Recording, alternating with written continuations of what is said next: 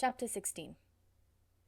As no objection was made to the young people's engagement with their aunt, and all Mr. Collins's scruples of leaving Mr. and Mrs. Bennet for a single evening during his visit were most steadily resisted, the coach conveyed him and his 5 cousins at a suitable hour to Meryton, and the girls had the pleasure of hearing, as they entered the drawing-room, that Mr. Wickham had accepted their uncle's invitation, and was then in the house.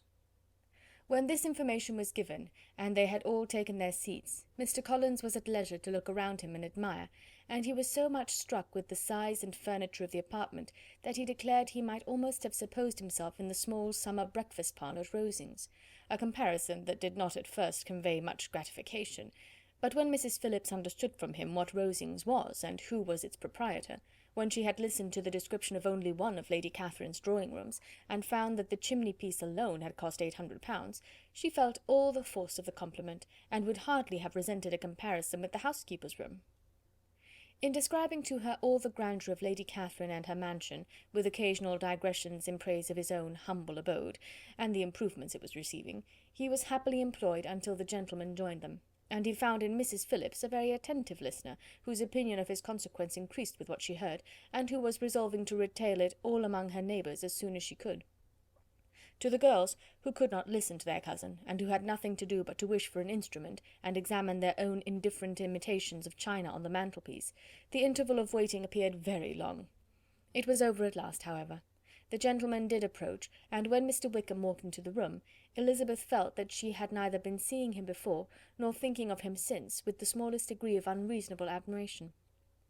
The officers of the shire were in general a very creditable, gentlemanlike set, and the best of them were of the present party, but Mr. Wickham was as far beyond them all in person, countenance, air, and walk, as they were superior to the broad-faced, stuffy Uncle Phillips, breathing port wine, who followed them into the room.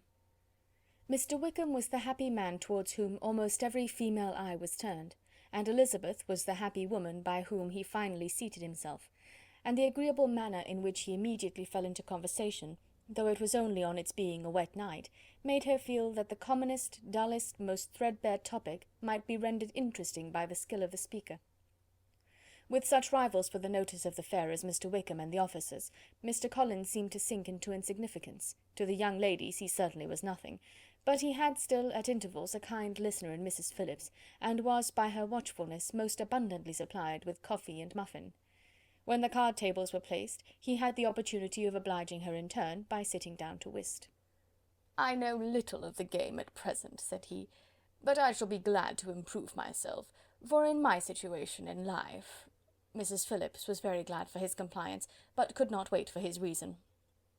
Mr. Wickham did not play at whist, and with ready delight was he received at the other table between Elizabeth and Lydia. At first there seemed danger of Lydia's engrossing him entirely, for she was a most determined talker, but being likewise extremely fond of lottery tickets, she soon grew too much interested in the game, too eager in making bets and exclaiming after prizes to have attention for anyone in particular. Allowing for the common demands of the game, Mr. Wickham was therefore at leisure to talk to Elizabeth, and she was very willing to hear him, though what she chiefly wished to hear she could not hope to be told, the history of his acquaintance with Mr. Darcy. She dared not even mention that gentleman. Her curiosity, however, was unexpectedly relieved. Mr. Wickham began the subject himself. He inquired how far Netherfield was from Meryton, and after receiving her answer, asked in a hesitating manner how long Mr. Darcy had been staying there. "About a month," said Elizabeth, and then, unwilling to let the subject drop, added, "He is a man of very large property in Derbyshire, I understand." "Yes," replied Mr. Wickham, "his estate there is a noble one. A clear 10,000 per annum. You could not have met with a person more capable of giving you certain information on that head than myself, for I have been connected with his family in a particular manner from my infancy." Elizabeth could not but look surprised. "You may well be surprised, Miss Bennet, at such an assertion, after seeing, as you probably might, the very cold manner of our meeting yesterday. Are you much acquainted with Mr. Darcy?" "As much as I ever wished to be," cried Elizabeth very warmly. "I have spent 4 days in the same house with him, and I think him very disagreeable." "I have no right to give my opinion," said Wickham, "as to his being agreeable or otherwise. I am not qualified to form one. I have known him too long and too well to be a fair judge. It is impossible for me to be impartial, but I believe your opinion of him would in general astonish, and perhaps you would not express it quite so strongly anywhere else. Here you are in your own family." "Upon my word, I say no more here than I might say in any house in the neighbourhood, except Netherfield. He is not at all liked in Hertfordshire. Everybody is disgusted with his pride. You will not find him more favourably spoken of by any one." "I cannot pretend to be sorry," said Wickham, after a short interruption, "that he or that any man should not be estimated beyond their deserts, but with him, I believe, it does not often happen. The world is blinded by his fortune and consequence, or frightened by his high and imposing manners, and sees him only as he chooses to be seen. I should take him, even on my slight acquaintance, to be an ill-tempered man." Wickham only shook his head. "I wonder," said he, at the next opportunity of speaking, "whether he is likely to be in this country much longer. I do not at all know, but I heard nothing of his going away when I was at Netherfield. I hope your plans in favour of the shire will not be affected by his being in the neighbourhood?" "Oh no, it is not for me to be driven away by Mr. Darcy. If he wishes to avoid seeing me, he must go. We are not on friendly terms, and it always gives me pain to meet him, but I have no reason for avoiding him, but what I might proclaim before all the world, a sense of a very great ill-usage, and most painful regrets at his being what he is. His father, Miss Bennet, the late Mr. Darcy, was one of the best men that ever breathed, and the truest friend I ever had, and I can never be in company with this Mr. Darcy without being grieved to the soul by 1,000 tender recollections. His behaviour to myself has been scandalous, but I verily believe I could forgive him anything and everything, rather than his disappointing the hopes and disgracing the memory of his father." Elizabeth found the interest of the subject increase, and listened with all her heart, but the delicacy of it prevented further inquiry. Mr. Wickham began to speak on more general topics, Meryton, the neighbourhood, the society, appearing highly pleased with all that he had yet seen, and speaking of the latter with gentle but very intelligible gallantry. "It was the prospect of constant society, and good society," he added, "which was my chief inducement to enter the shire.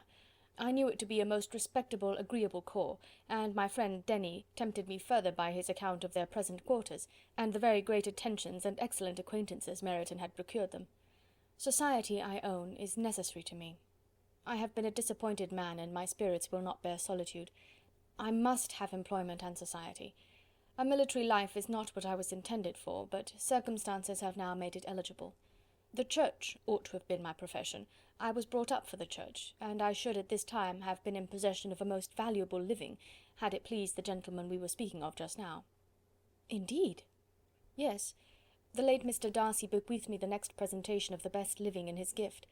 He was my godfather, and excessively attached to me. I cannot do justice to his kindness. He meant to provide for me amply, and thought he had done it, but when the living fell, it was given elsewhere." "Good heavens!" cried Elizabeth, "but how could that be? How could his will be disregarded? Why did you not seek legal redress?" "There was just such an informality in the terms of the bequest as to give me no hope from law. A man of honour could not have doubted the intention, but Mr. Darcy chose to doubt it, or to treat it as a merely conditional recommendation, and to assert that I had forfeited all claim to it by extravagance, imprudence, in short, anything or nothing. Certain it is that the living became vacant 2 years ago, exactly as I was of an age to hold it, and that it was given to another man. And no less certain is it that I cannot accuse myself of having really done anything to deserve to lose it.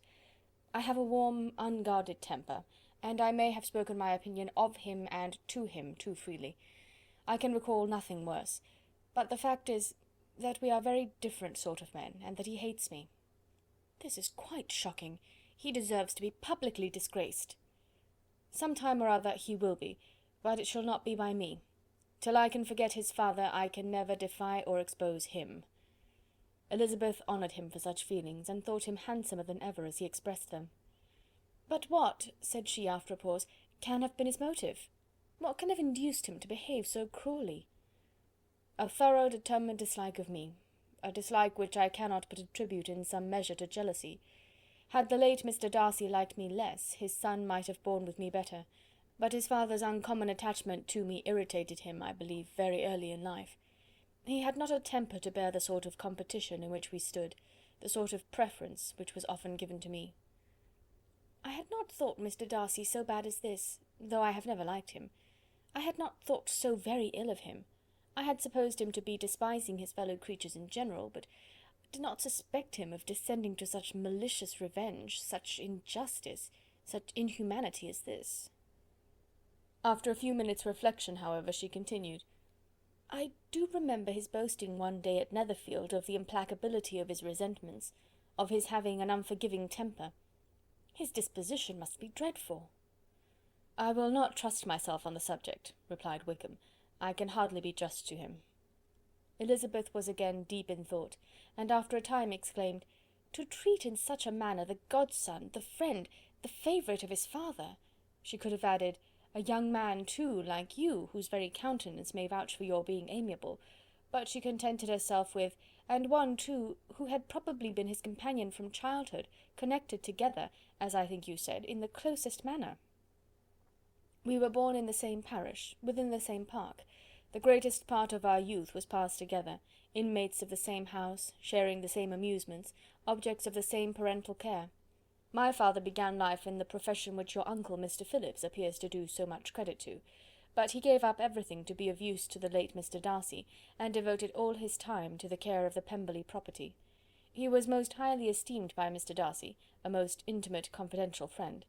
Mr. Darcy often acknowledged himself to be under the greatest obligations to my father's active superintendence, and when, immediately before my father's death, Mr. Darcy gave him a voluntary promise of providing for me, I am convinced that he felt it to be as much a debt of gratitude to him as of his affection to myself." "How strange!" cried Elizabeth, "how abominable! I wonder that the very pride of this Mr. Darcy has not made him just to you. If from no better motive, that he should not have been too proud to be dishonest, for dishonesty I must call it."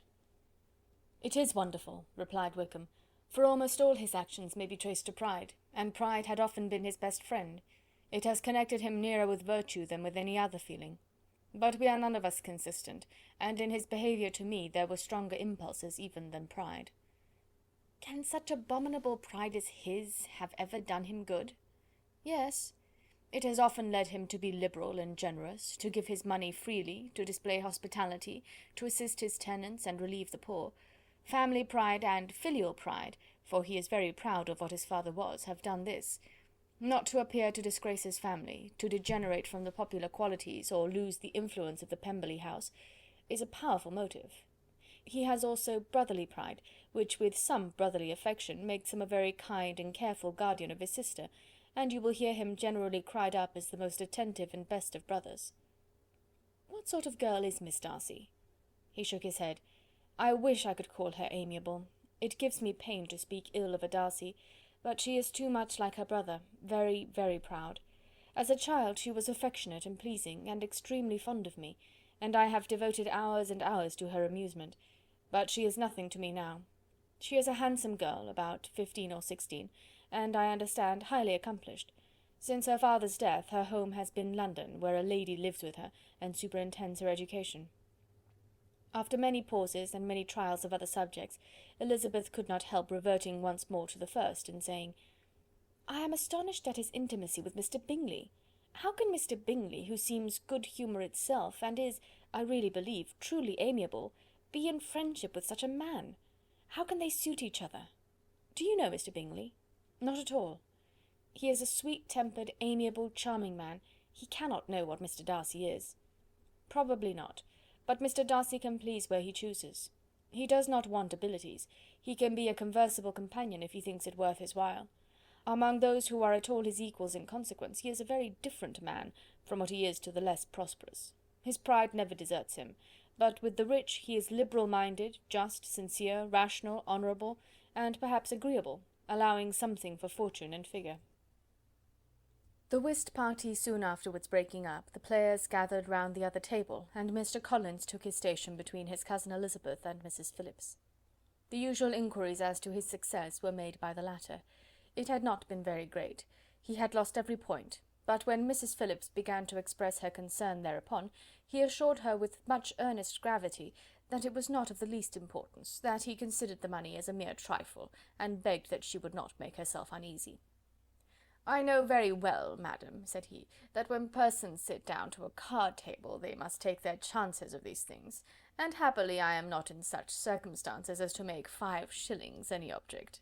There are undoubtedly many who could not say the same, but Thanks to Lady Catherine de Bourgh, I am removed far beyond the necessity of regarding little matters." Mr. Wickham's attention was caught, and after observing Mr. Collins for a few moments, he asked Elizabeth in a low voice whether her relation was very intimately acquainted with the family of de Bourgh. "Lady Catherine de Bourgh," she replied, "has very lately given him a living. I hardly know how Mr. Collins was first introduced to her notice, but he certainly has not known her long. You know, of course, that Lady Catherine de Bourgh and Lady Anne Darcy were sisters, consequently that she is aunt to the present Mr. Darcy." "No, indeed I did not. I knew nothing at all of Lady Catherine's connections. I never heard of her existence till the day before yesterday." "Her daughter, Miss de Bourgh, will have a very large fortune, and it is believed that she and her cousin will unite the two estates." This information made Elizabeth smile as she thought of poor Miss Bingley. Vain indeed must be all her attentions, vain and useless her affection for his sister and her praise of himself, if he were already self-destined for another. "Mr. Collins," said she, "speaks highly both of Lady Catherine and her daughter, but from some particulars that he has related of her ladyship, I suspect his gratitude misleads him, and that in spite of her being his patroness, she is an arrogant, conceited woman." "I believe her to be both in a great degree," replied Wickham. "I have not seen her for many years, but I very well remember that I never liked her, and that her manners were dictatorial and insolent. She has the reputation of being remarkably sensible and clever, but I rather believe she derives part of her abilities from her rank and fortune, part from her authoritative manner, and the rest from the pride for her nephew, who chooses that every one connected with him should have an understanding of the first class." Elizabeth allowed that he had given a very rational account of it, and they continued talking together with mutual satisfaction till supper put an end to cards, and gave the rest of the ladies their share of Mr. Wickham's attentions. There could be no conversation in the noise of Mrs. Phillips's supper party, but his manners recommended him to everybody. Whatever he said was said well, and whatever he did, done gracefully. Elizabeth went away with her head full of him.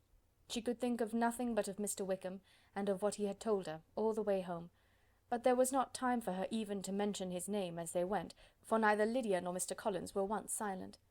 Lydia talked incessantly of lottery tickets, of the fish she had lost and the fish she had won, and Mr. Collins, in describing the civility of Mr. and Mrs. Phillips, protesting that he did not in the least regard his losses at whist, enumerating all the dishes at supper, and repeatedly fearing that he crowded his cousins, had more to say than he could well manage before the carriage stopped at Longbourn House. End of chapter 16.